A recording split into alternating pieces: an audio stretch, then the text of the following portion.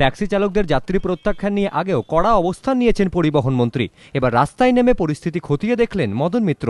সোমবার DC traffic পুর প্রতিনিধি এবং ট্যাক্সি ইউনিয়নের প্রতিনিধিদের সঙ্গে নিয়ে ঘুরে দেখলেন লালবাজার ও নিউ মার্কেট এলাকা। মদন মিত্র জানিয়েছেন, যাত্রী প্রত্যাখ্যান কোনোভাবেই বরদাস্ত করা হবে না।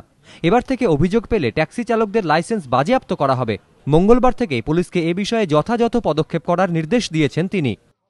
ট্যাক্সির এতদিন হতো মজা, ব্লু বুক সিজ করা হতো, ফলে ড্রাইভার মজা পেয়ে যেত, কারণ ড্রাইভারে কেউ যায় আসে না, কিন্তু গাড়ি তো মালিক চালায় না।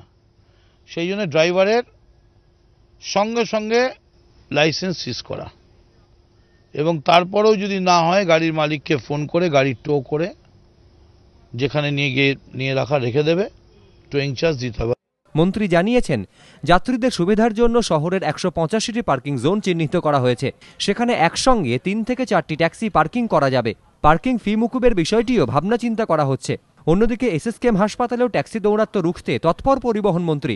সোমবার সন্ধ্যায় হাসপাতাল চত্বরে গিয়ে পরিস্থিতি খতিয়ে দেখেন তিনি। মন্ত্রীর নির্দেশ, হাসপাতালের ভেতরে বেশিক্ষণ ট্যাক্সি দাঁড় করিয়ে রাখা যাবে না। পিজি হাসপাতালের ভেতরে গাড়ি রেখে পুলিশকে বলছে আমার পেশেন্ট আছে, আর পেশেন্টের জন্য একটা কাগজ দেখিয়ে দেওয়া কোনো ব্যাপার নয়, কিন্তু এরকম একটা চৌর্যবৃত্তি করছে। এবং এখান থেকে হাওড়া স্টেশন যেতে চাইলে বলছে 500 টাকা নেব, আর নাহলে যাব না।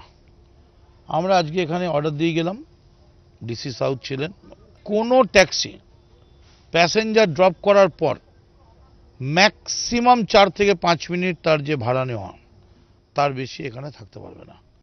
অন্যদিকে পুজোর আগেই নতুন 4000 ট্যাক্সির পারমিট দিতে চলেছে পরিবহন দফতর। সত্যজিৎ বৈদ্য, এবিপি আনন্দ, কলকাতা।